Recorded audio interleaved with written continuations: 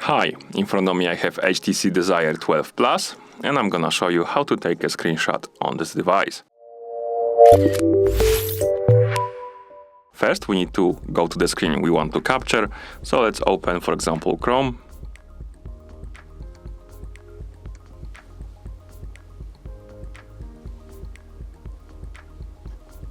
And now to take a screenshot, we need to press the power button and volume down button together. Hold them for 2 seconds.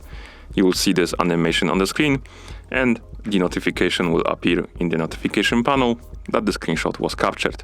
Here you can share it or delete it, or you can tap on it to open the screenshot. And that's how you take the screenshot on this device. Thank you for watching. If you found this video helpful, please consider subscribing to our channel and leaving the like on the video.